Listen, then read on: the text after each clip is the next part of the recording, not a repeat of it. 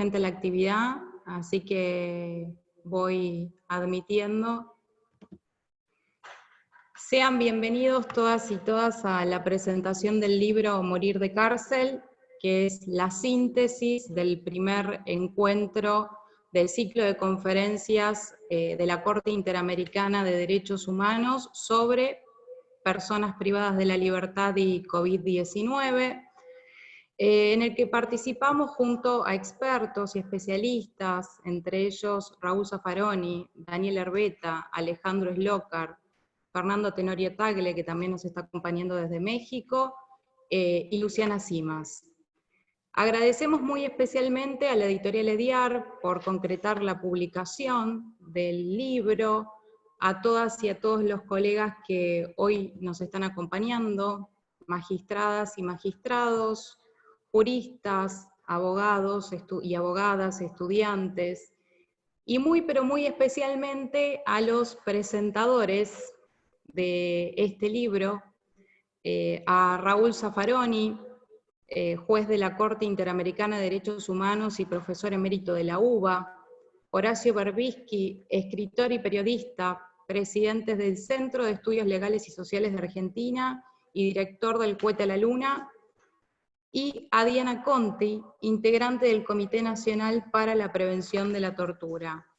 Muchas gracias a todos y a todos, y los dejo con las palabras de Raúl Zaffaroni, que va a comenzar con la apertura de la actividad.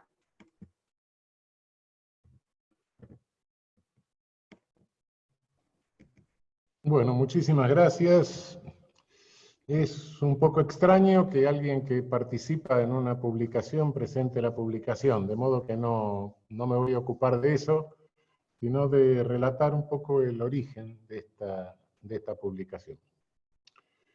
Desde que se produjo esta situación de emergencia, de la pandemia, del famoso virus, tuvimos que modificar naturalmente la forma de sesión de la Corte Interamericana, dado que ya no podemos trasladarnos a la reunión física, y en consecuencia comenzamos a ensayar sesiones a distancia.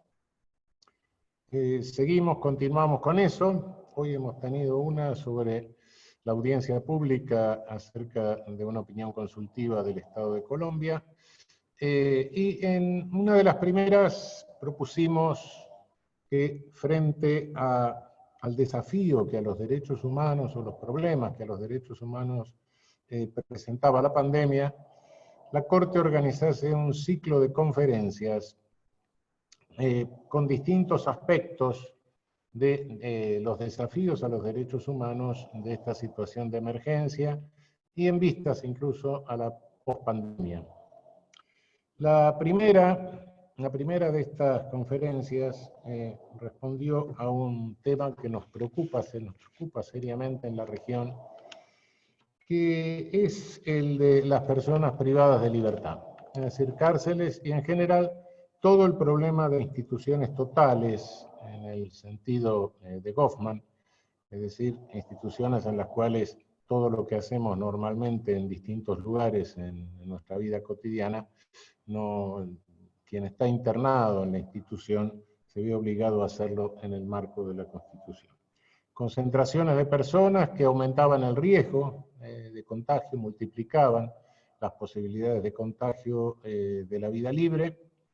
Y como todos sabemos, en realidad la pandemia en alguna medida, en muchos problemas, no hace más que poner de manifiesto y agravar circunstancias que ya venían planteándose muy seriamente en el prepandemia. La superpoblación carcelaria no es una novedad en nuestra región. Hemos tenido en la Corte Interamericana dos medidas provisionales sobre dos cárceles de Brasil, una la cárcel de Recife, la otra la de Río de Janeiro. Me incumbió la tarea de inspeccionar directamente la cárcel de Río, la de Recife la hicieron otros colegas, y hemos verificado en esas inspecciones realmente que no era solo un problema de superpoblación, sino directamente eran cárceles degradadas casi a la condición de campos de concentración. Este mal endémico de la región, que se fue agudizando a lo largo de los últimos 30 años, se combina con otro que es crónico, que es el alto porcentaje de presos sin condena, es decir, de presos provisorios, o prisión preventiva, que siempre tiene la región. La mayor parte de los presos de nuestra región no están condenados, están en prisión preventiva, que conforme a mis colegas procesalistas es una medida cautelar, pero materialmente es una pena que invierte el proceso penal, es decir, primero se ejecuta la pena y luego se comienza a ejecutar la pena y después viene la condena. Esta problemática naturalmente se agudiza con la pandemia, es decir, con el riesgo de que estas instituciones superpobladas, con alguna concentración de población que a veces alcanza o supera el 300%, se conviertan realmente en bombas virósicas, que afecten no solo al personal penitenciario, no solo a los presos, sino que trasladadas a la sociedad colapsen los sistemas de salud, que es lo que intentamos, que los gobiernos conscientes tratan de evitar.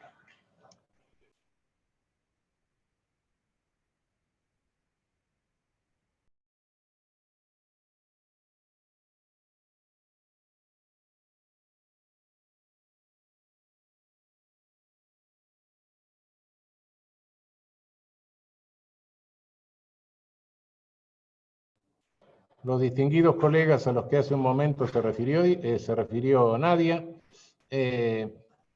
fue la primera de todo este ciclo, y bueno, este libro resume algunas de las contribuciones que tuvieron lugar en aquella ocasión. De modo que, bueno, le agradezco muchísimo a los presentadores. Para nosotros, para la Corte Interamericana, es un honor que se publique el libro. Y bueno, no tengo más nada que decir. El resto corre por cuenta de quienes hayan leído el libro y nos hagan el enorme favor de presentarlo. Muchísimas gracias. Bueno, muchas gracias, Raúl. Ahora vamos a darle la intervención a Diana Conti, que también nos va a acompañar y nos hace el honor de presentar este libro. Mientras, y pido disculpas por eso, se sigue sumando muchísima gente, así que, bueno.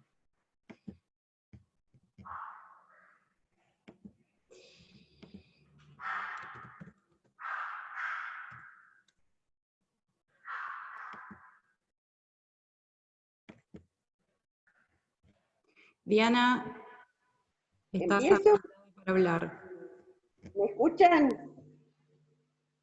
¿Me escuchan? Sí, te escuchamos perfecto. Bueno, porque viste que a Raúl hubo un ratito que se enmudeció. Lo último no lo escuchamos. Bueno, buenas tardes a todas y a todos. En primer lugar, tengo algo preparado, pero lo primero que me sale es que le agradezco a mi maestro amigo, a Raúl Zaffaroni, que me haya hecho esta invitación y me permitan compartir la presentación de este libro con dos grandes, uno el doctor Zaffaroni, Raúl, mi querido Raúl, y también a Horacio Berbisky, un grande de la lucha por los derechos y libertades, no solo en la Argentina, sino también en la región, ¿no? Tiene fallos que lideran a los derechos humanos con su apellido, los fallos Berbisky. Así que, Horacio, encontrarte en estos tiempos de pandemia de este modo es mandarte un abrazo y un honor para mí estar con ustedes.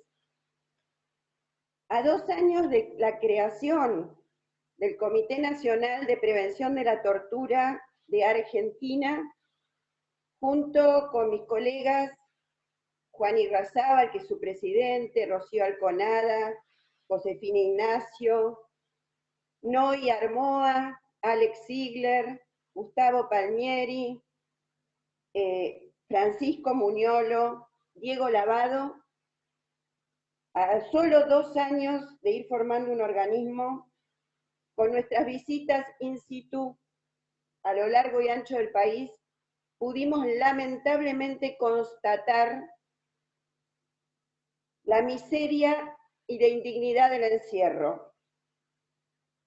El diagnóstico de años atrás, es verdad, tiempos de los presos sin condena de América Latina, en busca de las penas perdidas, bueno, todos esos señeros escritos de Raúl que daban cuenta de la violación sistemática de los derechos humanos en nuestros lugares de encierro, sobre todo en las cárceles, está intacto, pero agravado notoriamente por el hacinamiento. Y el hacinamiento es tortura, es promotor de tortura y es imposibilidad de dignidad. En ese sentido, no son solo las cárceles los lugares de indignidad. El encierro en comisarías por tiempos prolongados es ya un hecho en nuestro país. Solamente en Buenos Aires volvimos a tener un número de 4.800 apresados en comisarías. El coloquio que organizó la Corte Interamericana, del que dio cuenta Raúl y que se extrajeron de allí conferencias para este libro, Morir de cárcel, con motivo de las personas privadas de libertad y el COVID-19, pone, desde mi punto de vista, desde la lectura que le di, razones diferentes y de distinta índole. Unas de carácter diagnósticas de la realidad, otras de carácter conceptuales técnicos y otras van a ver de carácter afectivo. En primer lugar, que efectivamente la pandemia agravó problemas preexistentes y además los visibilizó, porque se sabe que todo lugar de encierro es un lugar donde la entrada del virus hará estragos. Bueno, ya en la Argentina tenemos la situación de los geriátricos. Cárceles, algunos agentes, trabajadores dentro de las cárceles se han ido contagiando. Bueno, en Devoto tenemos 22 internos con COVID en el pabellón de las personas de mayor edad, donde está el viejo Matías, fíjense ustedes. Todos internados, el virus está allí agazapado, amenazando los lugares de encierro. La segunda cuestión es que hay una total distancia entre los postulados normativos en materia penal, en materia de derechos humanos, en materia de salud mental, con la realidad fáctica, con el ser, con lo que es. Y que desde este punto de vista estamos en absoluto derecho de hablar, como lo hace Raúl, de pena ilícita y de autoría mediata de quienes a sabiendas mandan a gente a sufrir esa pena ilícita. Otra de las cuestiones es que en la aplicación de esa pena ilícita hay responsabilidades de los tres poderes estatales, del monopolio mediático y de la academia. Pero fundamentalmente hay una mirada especial, acusatoria, sobre el Poder Judicial, que debería ser, como dice Slokar, el límite a tremenda barbarie que implica cárcel, hacinamiento y tortura. Debería ser el límite permanente, y lamentablemente no lo es. Parecería que el poder mediático dirige más la voluntad de muchos de nuestras juezas y jueces que lo que debería hacerlo el Estado de Derecho y los derechos humanos. Otra de las cuestiones es que el morir de cárcel, acuñado hace ya mucho tiempo por Lolita Anillar, y que hoy titula este libro que estamos presentando, tiene una lamentable vigencia en la actualidad. Acá vienen las cuestiones de carácter afectivo. Quediar continúa con una línea editorial que contribuye a la difusión de estas miradas, de estas conceptualizaciones, de esta militancia que pretende revolucionar la realidad del encierro, que no cede ante la permanencia de la mirada indiferente de quienes ven en la cárcel solo asesinos y violadores. Así que felicitaciones a Ediar por este libro. Que la didáctica, otra de las cuestiones, y por fin, que la didáctica del maestro y amigo Raúl Zaffaroni sigue haciendo escuela con una creatividad atrapante que convoca a seguir dando la disputa para erradicar el populacherismo vindicativo y el genocidio del encierro masivo. Esta maestría, esta influencia, se nota en cada una de las conferencias, incluso en las presentadoras. Así que Guzis, Espina, Zafa, Herbeta, sin más, Slócar y Tagle, gracias por sus aportes. El Comité Nacional de Prevención de la Tortura los hará suyos, los difundirá y los profundizará. Muchas gracias a todas y todos. Bueno, muchas gracias, Diana, por tu participación, por acompañarnos también como integrante del comité. Es un honor para nosotros. Vamos a dar ahora intervención a Horacio Berbisky.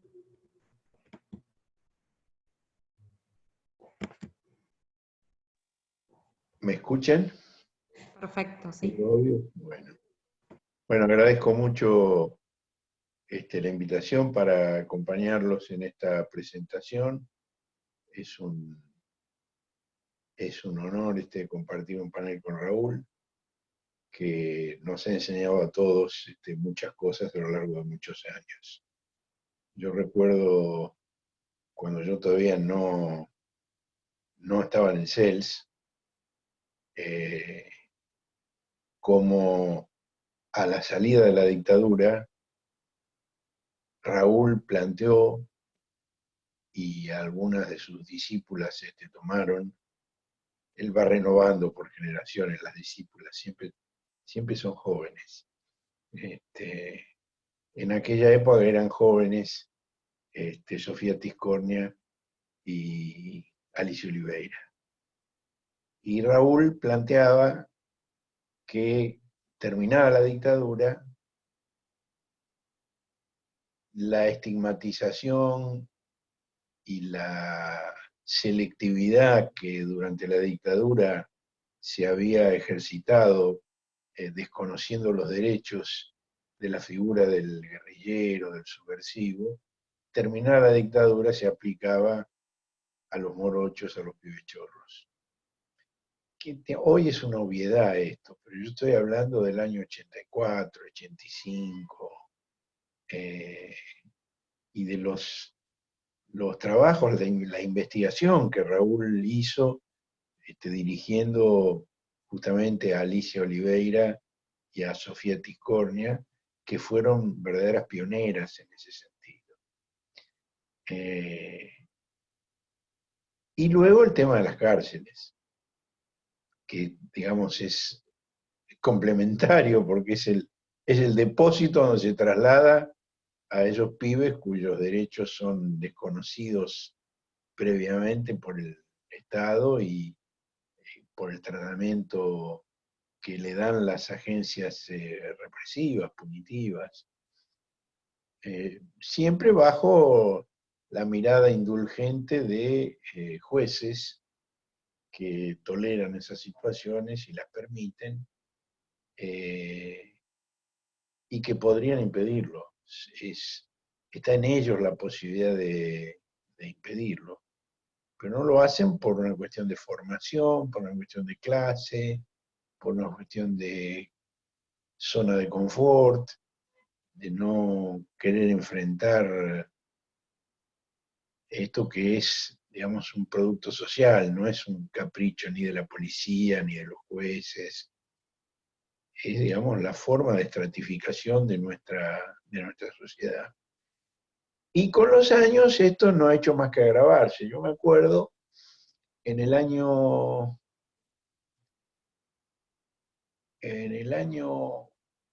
a principios de siglo, debe haber sido en el 2001, cuando yo asumí la presidencia del CELS, planteamos en la provincia de Buenos Aires un habeas corpus preventivo y colectivo por las personas privadas de su libertad en las comisarías de la provincia de Buenos Aires. Bueno, ese habeas corpus fue escalando dentro de la provincia, fue rechazado por jueces, fue rechazado por camaristas, y finalmente llegó a la Corte Suprema de Justicia de la Nación, donde Raúl acababa de estrenar su asiento. Y se realizaron en ese momento una serie de audiencias públicas promovidas por quien yo considero que ha sido el juez más importante en la historia de nuestra Corte Suprema, que es Enrique Santiago Petracchi, que fue quien promovió la realización de las audiencias públicas. Y en una de esas audiencias públicas, donde el CELS era una de las partes y la otra parte era el gobierno de la provincia de Buenos Aires, se presentó el ministro de, no me acuerdo si era de Justicia o de Seguridad en ese momento, Eduardo Di Rocco, Lalo Di Rocco, que tuvo un desempeño muy sincero y reconoció una cantidad de cosas que quiero rescatar hoy porque siguen teniendo vigencia y siguen teniendo valor hoy, en una época en la cual la provincia de Buenos Aires tenía 30.000 personas privadas de su libertad en aquel momento. Hoy creo que tiene 50.000. Es decir, un crecimiento descomunal. Y en comisarías en aquel momento yo creo que había menos gente de la que hay hoy en comisarías en la provincia de Buenos Aires. Y en esa audiencia, una de esas audiencias, porque fueron más de una, Eduardo Di Rocco, el ministro, reconoció que, bueno, en primer lugar, sabíamos que en aquel momento el 80% de los detenidos estaban con prisión preventiva y sin condena. Ahora veo en el libro que ustedes plantean que es el 50%, que se ha disminuido al 50%. Lo cual, en algún sentido, podría ser digamos, podríamos consolarnos diciendo que se avanzó algo, que no son 80 sino 50%, pero es falso eso, no es así, porque en aquella época había presos sin condena y ahora hay condenados sin juicio, por todas las reformas que se han hecho y que permiten, digamos, con los abreviados y con los acuerdos y con las negociaciones, que haya condenas sin juicio. En aquel momento, Di Rocco reconoce que de esas 30.000 personas que en ese momento estaban privadas de su libertad, del 25 al 28% de los procesos históricamente en la provincia de Buenos Aires, quienes llegaban a juicio, ese porcentaje resultaban absueltos. Es decir, que sobre 30.000 detenidos, entre 6.000 y 7.000 eran inocentes, a los cuales el Estado provincial les arruinaba la vida y no por ello mejoraba la seguridad colectiva. Este es un dato que a mí me parece que es muy, muy importante,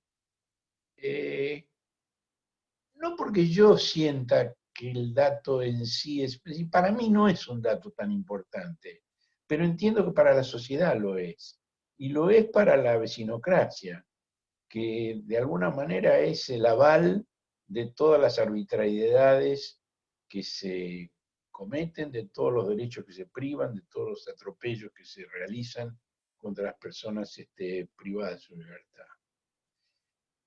Porque, digamos, esa división tajante que esos sectores de la sociedad, asusados por medios de comunicación que chorrean sangre, divide en forma tajante entre los delincuentes y las personas honestas, entre los delincuentes y las personas decentes. Lo hemos visto en estos días muy claramente manifestado cuando se comenzó la cuarentena, el cuestionamiento que desde los sectores de la clase media porteña, y sobre todo los de la Comuna 2, de los más acomodados económica y socialmente, plantean que la cuarentena es privar de la libertad a las personas decentes mientras quedan en libertad los delincuentes, porque se sueltan los delincuentes. Entonces, esa confrontación binaria absolutamente absurda, inadmisible desde todo punto de vista, entre personas decentes y delincuentes, bueno, para ese sector probablemente tenga algún sentido saber que uno de cada 3 o uno de cada 4 personas que están privadas de su libertad en la provincia de Buenos Aires van a ser declarados inocentes cuando termine el juicio.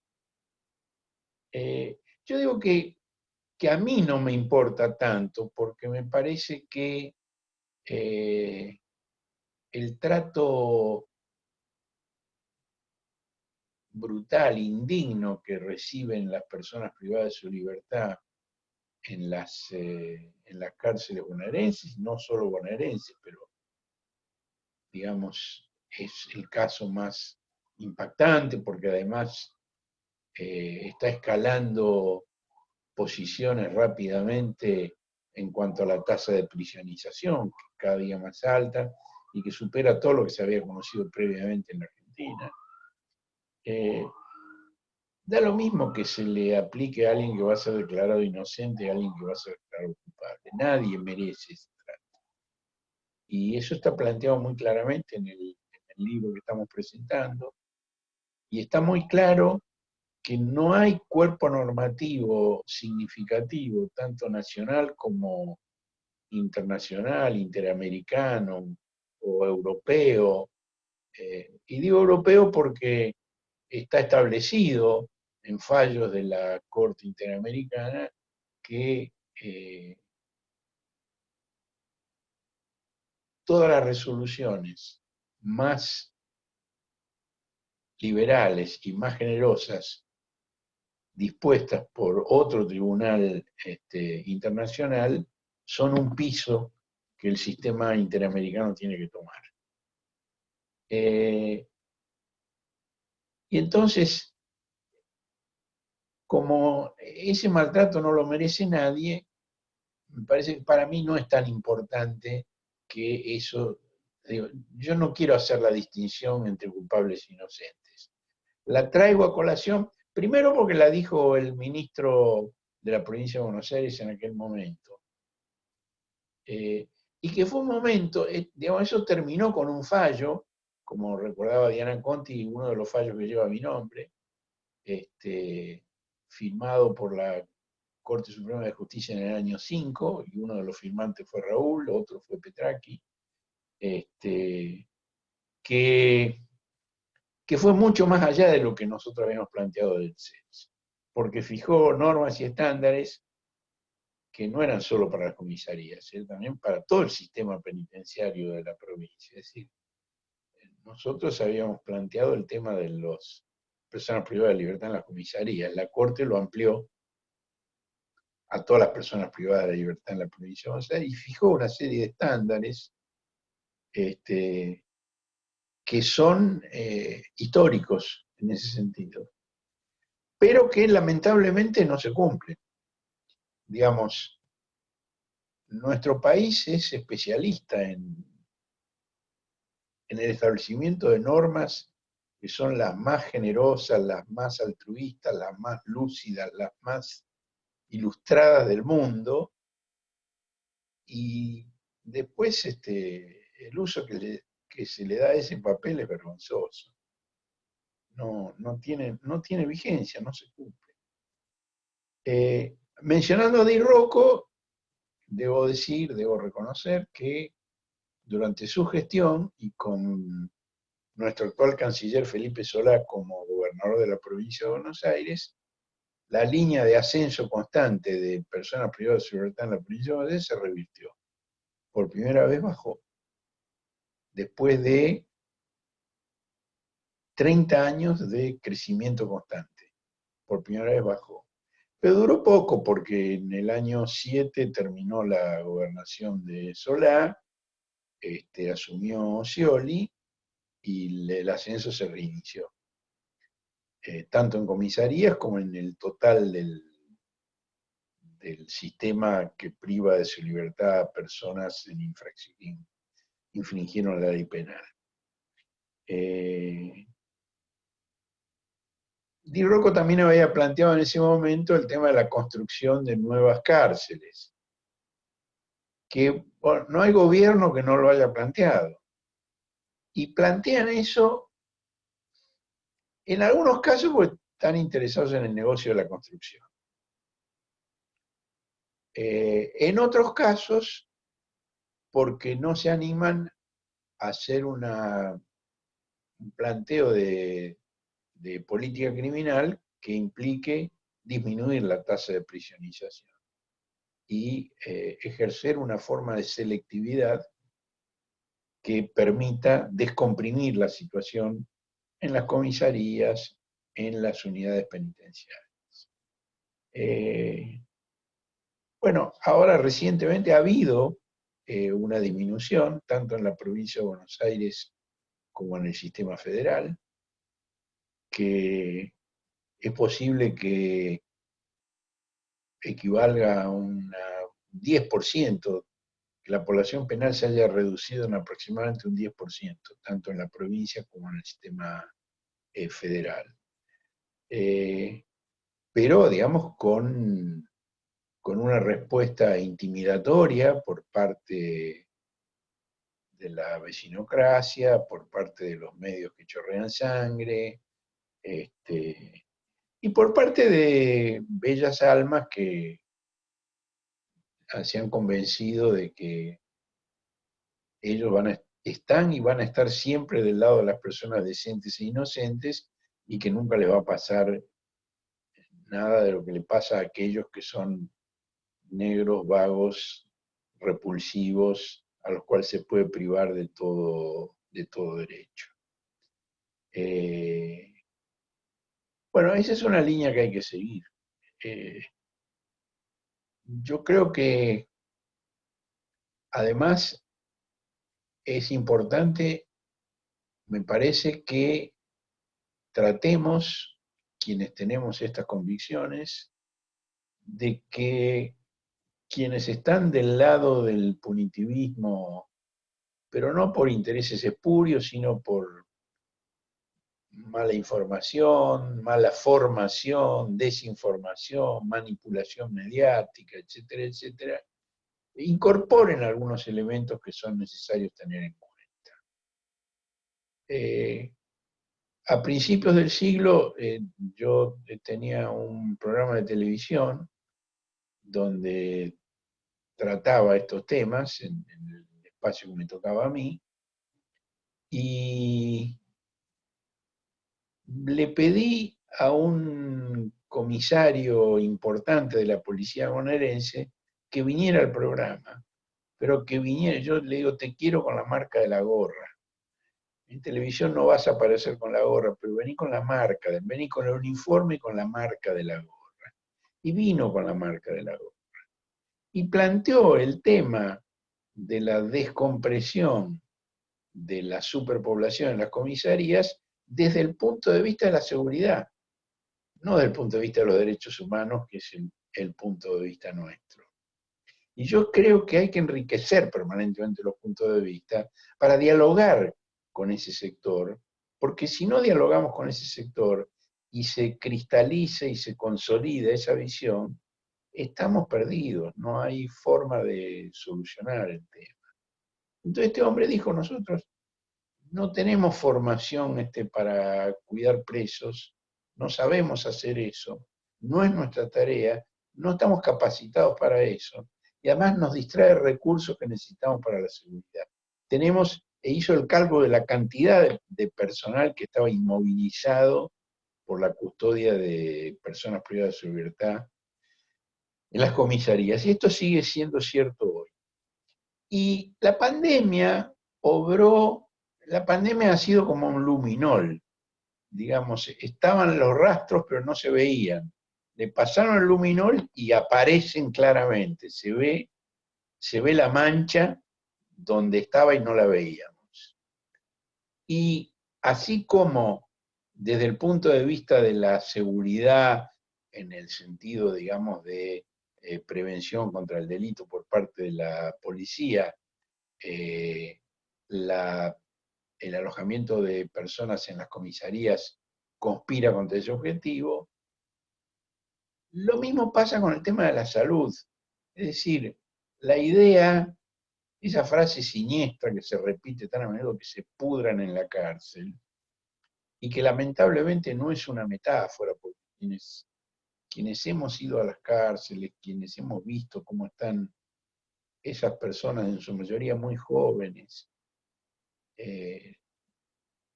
realmente se están pudriendo allí, en todos los sentidos de la palabra. Y esa también es una idea equivocada de parte, digamos, sinteticémoslo en la vecinocracia, porque la cárcel no es un compartimento estanque. Ahora no estoy hablando de las comisarías, sino en general de las unidades penitenciarias. No son compartimentos estancos. Es decir, desde el punto de vista de la reproducción del delito, bueno, cada persona que está privada de su libertad, ya sea en una comisaría o en una cárcel, tiene familia, y en general son familias numerosas. En general son familias numerosas. Que al ver el trato que recibe su hijo, su esposo, su novio, su padre, se llenan de resentimiento, y esto eleva los niveles de violencia extramuros. Este es un fenómeno del cual se habla poco, pero que hay que tomarlo en cuenta porque en la realidad, digo, ya hemos visto lo que dicen las leyes, los fallos, los tratados. El libro hace una recopilación perfecta en ese sentido, lo que dice la Convención Americana, lo que dice el Pacto de Derechos Civiles y Políticos, lo que dice la Cruz Roja, lo que dice el relator, lo que dice las reglas de Mandela, digamos, todo esto está fantástico. Ahora, en la realidad es atroz y no tiene nada que ver con eso. A mí me hace recordar otro episodio que no tiene una relación directa con la situación ni de la pandemia ni de las cárceles, pero sí muestra un cierto modo de funcionamiento institucional en la Argentina. En el año 1955 hubo en la Argentina un golpe de Estado que privó a los trabajadores argentinos de prácticamente todos los derechos que habían conquistado durante los dos primeros gobiernos peronistas. Derogó de un plumazo la Constitución de 1949 que consagraba los derechos del trabajador, y modificó por decreto toda la legislación, y convocó, en forma ilegal, por cierto, porque era un gobierno ilegal, convocó a una convención constituyente reformadora de la Constitución. Esa convención reformadora de la Constitución sancionó un solo artículo nuevo de la Constitución, que es el 14 bis, que es el artículo que afirma todos los derechos que ese gobierno había derogado. Es decir, están en los libros, pero se perdieron en la realidad. Ese es un clásico argentino. grandes leyes, grandes discursos, grandes fallos judiciales, grandes visitas al sistema interamericano para que diga cosas fantásticas, pero que después hay que militarlas en la vida cotidiana. Y eso es, de alguna manera, lo que nosotros tratamos de hacer desde el CELS. Digamos, de ninguna manera la tarea se agota consiguiendo una ley o un fallo judicial. Después hay relaciones de fuerza que se dirimen día por día. Y es una cinchada con avances y retrocesos. En este momento creo que estamos ante la posibilidad de un avance, que en el tema del que estamos hablando ya se ha verificado de alguna manera en estos datos, en estas cifras que he mencionado, y en decisiones muy auspiciosas, como la designación de María Laura Garrigós como secretaria de Asuntos Penitenciarios de la Nación y interventora en el Servicio Penitenciario Federal. Tuvieron que pasar 6 meses de gobierno, tuvo que pasar los graves motines, el grave motín que hubo en la cárcel de Villa Devoto, que fue reprimido con balas de plomo, y hay una persona que quedó privada de su movilidad por un disparo de bala de plomo dentro de la cárcel de Villa Devoto. Y debió descubrirse todo el sistema de espionaje ilegal que realizó el anterior gobierno desde la Agencia Federal de Inteligencia, estrechamente vinculado con el Servicio Penitenciario Federal, para que fuera removido del cargo el anterior director del Servicio Penitenciario, que era uno de los ejecutores de toda esta política, y para que el presidente Alberto Fernández designara a una persona tan extraordinaria como María Laura Garrigós para hacer esa función. Y aquí uno de los que está presente menciona lo de la muerte de Fernando Rey en una de las unidades de la provincia de Buenos Aires, cuyo fusilamiento por la espalda se vio en vivo y en directo porque había telefonitos que filmaron todo el episodio de cómo lo mataron a balazos por la espalda. Y decía, y con esto termino, que así como desde el punto de vista de la circulación de la violencia y del delito, la cárcel no es un compartimento estanco. Desde el punto de vista sanitario tampoco. No es que se van a pudrir ellos adentro, se va a pudrir todo el país, porque la circulación del virus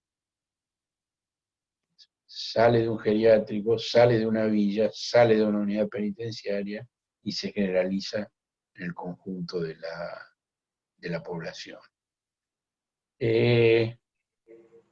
Me parece fantástico que ustedes hayan tenido la iniciativa de presentar este libro y que Raúl haya tenido la idea de aprovechar la cuarentena y la pandemia y el luminol. Aprovechar el luminol para mostrar cuál es la verdadera situación y tratar de ponerle remedio. Muchas gracias. Gracias, Horacio. Gracias por tus palabras y por acompañarnos. Voy a darle ahora la palabra a Gabriela Guzis, que va a hacer un poco el cierre de la actividad.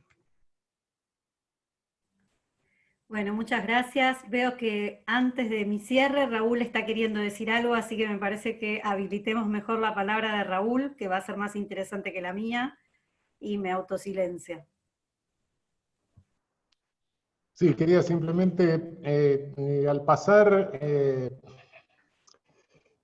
Horacio dijo algo que creo que hay que tomarlo en cuenta, la cuestión de cárceles nuevas y la cuestión del negocio. Cada vez que hay una crisis penitenciaria que se le plantea a la autoridad política en América Latina, una crisis penitenciaria, aparecen unos caranchos, de los cuales hay que tener mucho cuidado. Son los caranchos que vienen a vender cárceles pre-aposté, con sistema de leasing, privatización de la cárcel. Es un negocio, pero un negocio tremendo. Se lo vendieron a Pinochet hace muchísimo tiempo. Y bueno, esas cárceles privadas son carísimas por otra parte. El leasing dice que después de 20 años se la queda el Estado, claro, cuando ya los presos la destruyeron todas porque son premoldeadas. Y luego el otro problema es que el negocio radica, aparte de lo que cuesta cada día, el día cárcel ahí privatizado, estas cárceles tienen una condición en el contrato que no admiten más que su capacidad normal.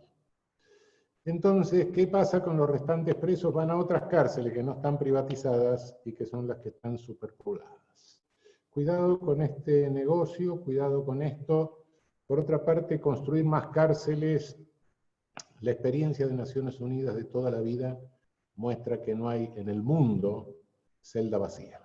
Cuanta más celdas hay, más presos va a haber, y más construcción de cárcel al ritmo de crecimiento del gran encarcelamiento latinoamericano, lo que significa que vamos a tener más cárceles superpobladas. Otra cosita que quería significar, más allá de los homicidas y violadores, y más allá de los pibes chorros, y más allá de los que están en la cárcel, pero no tendrían que estar porque van a ser absueltos, más allá de todo eso, hay en las cárceles personas que no tendrían que estar presas. Y no solo en nuestro país, como pueden ser las compañeras y compañeros de Milagro Sala, víctimas de un poder judicial prevaricador, o en Bolivia, el exministro del Interior de Evo Morales está en la cárcel de La Paz, siendo obeso, teniendo problemas cardíacos, teniendo problemas renales, siendo diabético. Está en la cárcel donde hay presos que en su gestión persiguió por delitos y están presos, y está teniendo que pagar custodia de la banda que maneja la cárcel para poder ir al baño. Pero más allá de todo eso, en América Latina pasan cosas terribles. Estamos sumamente preocupados por la vida de 1.300 personas que están aglomeradas en un centro de detención en Panamá, que son migrantes. Ese centro de detención tiene una concentración de superpoblación de 850%. Dije al comenzar, hace un rato, que nosotros teníamos algunas cárceles con concentración de 300%, es decir, donde cabía un preso y 3. En ese centro donde cabe una persona y 8,5. Hemos dispuesto una medida provisional. Vamos a ver si podemos hacer alguna otra cosa. Es una situación verdaderamente desesperante y ninguna de esas personas cometió ningún delito, ni ninguna de esas personas está imputada por ningún delito. Simplemente son migrantes. Tengamos en cuenta estas atrocidades que pasan en nuestra región, otro que el deber ser no se convierte en ser. No es solo que no se convierte en ser, sino que el ser respecto del deber ser en nuestra región resulta disparatado. Perdón, era eso lo que quería decir. Gracias. Gabriela.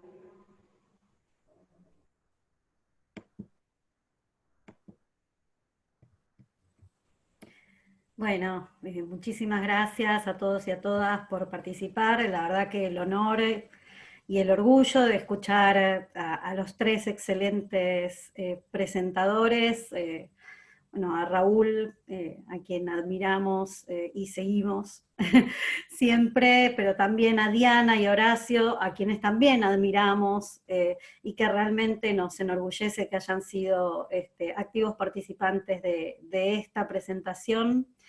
De este libro, que es un libro que compila distintas conferencias, pero que bueno, tiene un objetivo que también es un objetivo político, que es tratar de disminuir esa brecha entre el deber ser y el ser en el ámbito carcelario, que nos parece tan importante, y asumir un rol también como operadores del sistema de justicia con responsabilidad. Así que enormes agradecimientos por esta participación, un agradecimiento en nombre de la editorial, a los expositores y también a todos los participantes. Estamos en este momento con 303 participantes en vivo que se han tomado el tiempo de escucharnos y de participar de esta presentación. Invitarlos en nombre de la editorial a seguir las redes sociales, donde también quedará colgada la presentación de este libro, y la página web en donde también pueden encontrar en medio de la pandemia los libros en un formato digital frente a la dificultad que hay de conseguir también los materiales de manera física. Así que muy agradecidas con todas y con todos, en especial a los expositores, un gran honor, y los dejamos por el día de hoy. Cerramos con esto. Muchísimas gracias a todos y a todas nuevamente.